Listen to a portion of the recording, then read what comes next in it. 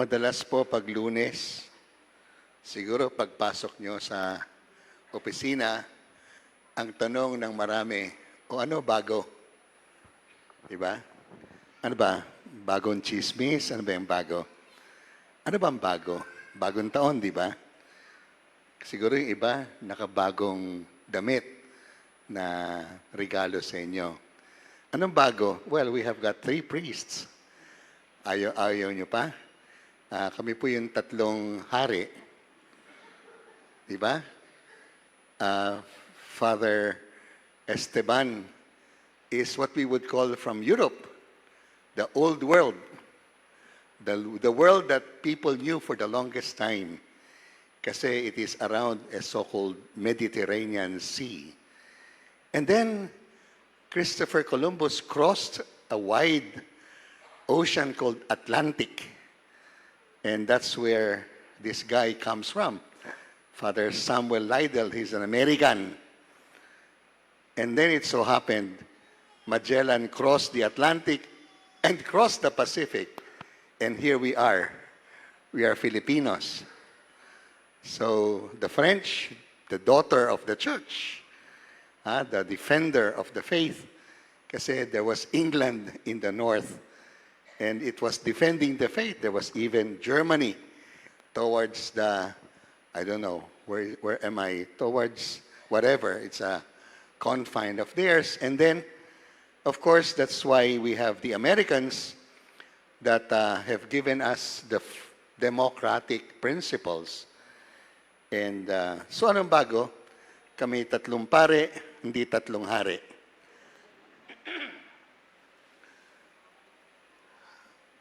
It's Thursday. But it is, for us Catholics, a holy day of obligation. We are asked to go to Mass. Last night, we were semi-Chinese. Chinese shoot the fireworks. Diba? To take away the evil spirits of 2025. Binulabog nila lahat ng mga maligno ng lumang taon at wag sana pumasok sa bagong taon. So, kahapon tayo mga incheck, ngayon tayo Katoliko. Kasi if we shoot away, we tried to take away the evil spirit, we are asked to come to celebrate the Mass, to accept Christ. You know why? If you have an empty flower vase, you know, if you have a flower pot that is empty, normally, you can also see it into a trash can. And so you will find trash on an empty flower pot. If you take away the trash, but you don't put a plant, it becomes again a trash can. But if you put a plant, then it's no longer a trash can. It's a real flower pot. Taking away the maligno, taking away sana the masamang ugali ng lumang taon, it's just to be empty? Or we say, God, with us, come in us. For the longest time, the Jews look at God as for us. Ang Diyos kakampi namin. God is for us, not against us. Paul would even say, no? But for us means, pag may away, kailangan ng rest back. Di ba? Kailangan natin nakakampi. Kasi may away eh. Pero pag walang away, okay lang. Just be there. We're okay. No. Christ said, no. We want to be with us. Emmanuel. So God became man. That whether we have an enemy, a difficulty, we don't just have God for us. Even in times of joy, even in times of gladness, victories, and celebration, God is with us in joys and in sorrows, in season and out of season, for better, for worse, richer or poorer, sickness or health. But God said, I want to be in you. And so He gave us this beautiful sacrament of the Eucharist. God in us, by the transforming power of the Holy Spirit that actually is in us. Breath. At Easter time, Jesus breathed on His disciples, said, receive the Holy Spirit. God is already in us. But to make sure that we are impressed by that in us of God, Jesus says, I want to be in you. So that, like a flower pot, we emptied our sins. Lord have mercy, I confess. We go out of this church with a flower, with a life-giving God in us. We are no longer a trash can, though we are a flower pot but made into a trash can. We are not empty of trash. We're not just clean. We are filled. And that's what you call blessing. So, ano blessing nyo? Ano ang inyong hinihiling na blessing ng Diyos for 2026? And the first reading is not a reading. It is a blessing. Formulated, they say, by the brother of Moses, Aaron. What is the first blessing? The Lord bless you and keep you. Anong na-imagine nyo if keep? Keep. Ano ibig sabihin ng keep? Keep refrigerated para hindi mapanis, di ba? Keep cool. Correct? Preserve. May God bless, preserve you. May God actually not just bless you with life of 2026, but preserve you the whole year. How does God preserve? How does God keep you alive for another year? Provide. May the Father bless, keep, provide you with all that is good and needed, that He may continue to stay in us. May He give you everything needed so that He does not only keep us alive, but keep us in grace. Keep us holy.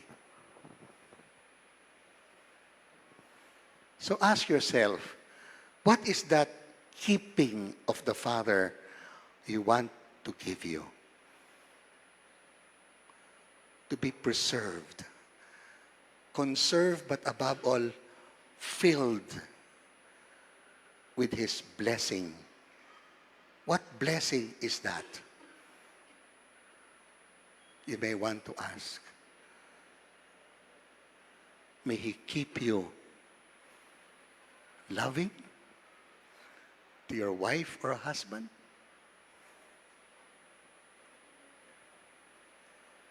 Is it only preserving as something healthy? Or better, may He provide you healing so that those that are unhealthy, you can give His healing blessing. The Lord, may He show His face upon you. God has no face. until his son became man. Born of a woman in the fullness of time. Woman born of the law. Second reading from the letter to the Galatians. But what is that being born among us to see his face? May the Lord show his face upon you. What is the face of God? Your face. My face. Nagiging tao siya para makilala ng tao. Bawat tao ay kawangis ng Diyos. Image of God. Likeness of God. We are God's image. Yun lang hindi natin napapamukha sa ating masamang ugali. And so he said, may the Lord show his face upon you, be gracious to you. Ayon. Graciousness. Mercy. Hesed in Hebrew means a favor you don't deserve. Yan po ang tao. Kung tunay kang tao, hindi ka nagbibilang bago ka magbigay. Pwede kang magbigay kahit walang kapalit. Ang tawag doon, mapagbigay, magandang loob. Could you ask yourself, what would be the blessing that you would like to receive from Jesus, who is with you, with us, so that we become the bridge of graciousness, ng kabutihang loob, ng kagandahang loob. Kailangan ba natin maipamukha sa taon na ito na tayo tunay na anak ng Diyos at di tayo takot magsalita ng totoo?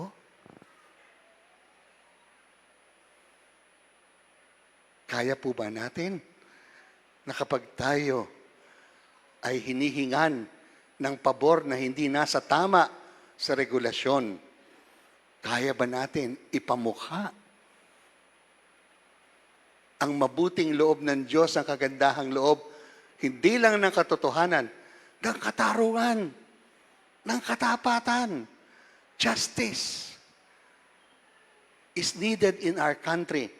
Kasi kailangan natin ng mga taong tapat sa nararapat at ginagawa ang dapat.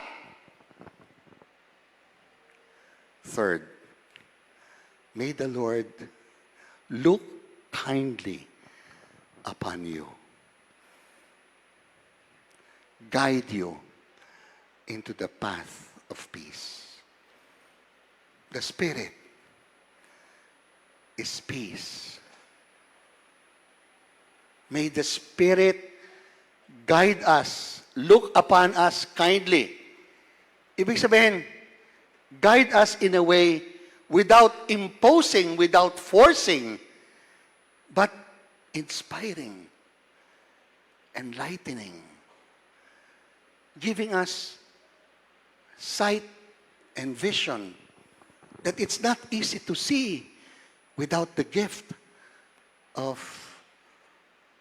the spirit of discernment, the spirit of the other face, which is not my idea, but the other face of God is always the one that is not just me, but lead you kindly so that when we are allowing the Spirit by His enlightenment and inspiration, the courage to act upon His gift, there will be harmony and peace. What blessing of the Spirit do you want to receive so that there will be peace? when you speak about kindness, gentleness, it's also about being humble. It's also about being mild. It's also about words that do not hurt.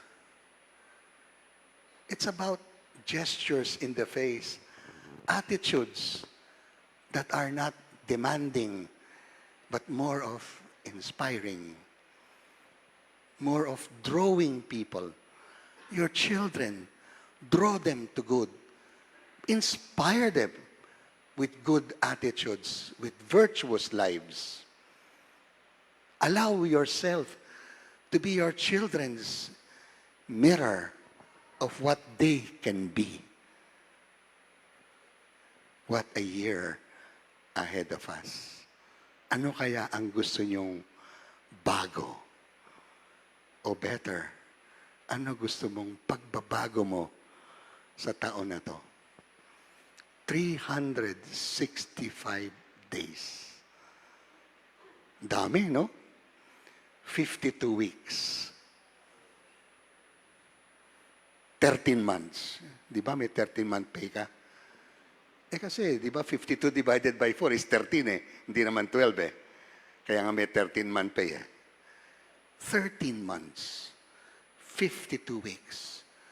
364 days plus 1. Mahabang panahon ba yan? Matagal bago makapagbago. Bago mo tanggalin ang masamang ugali, kung ano katagal yung masamang ugali, ganun katagal bago mo baguhin. Pero the best is ganito. I told you, take away the trash and then plant a flower, a living image or a living being. But you have to take care, to water, to cultivate, di ba? So when you have a plant, it needs care, consistency. So if you take a blessing, whether it is keeping or being gracious or leading kindly, whichever of the three persons of the Trinity, you may want to say, where could I get a good example? The Mother of God, a humble handmaid of the Lord. Ako'y alipin lang ng Panginoon. If you want to speak of a woman of courage, of determination and consistency, that's the person to have.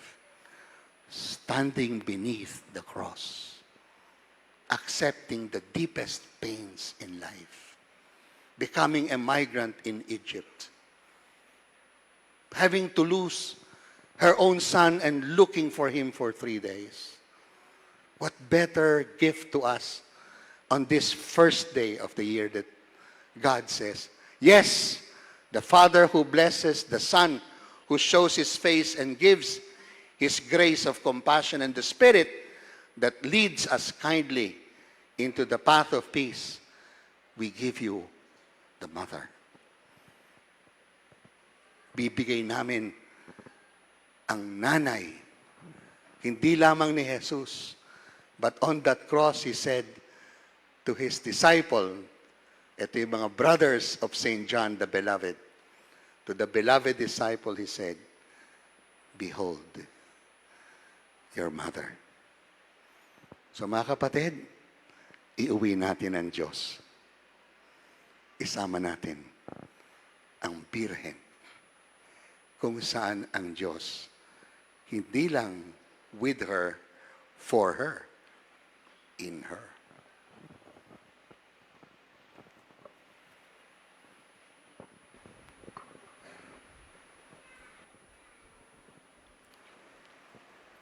Let us stand and proclaim our faith. I believe in Alleluia, Alleluia, Alleluia, Alleluia, Alleluia, Alleluia.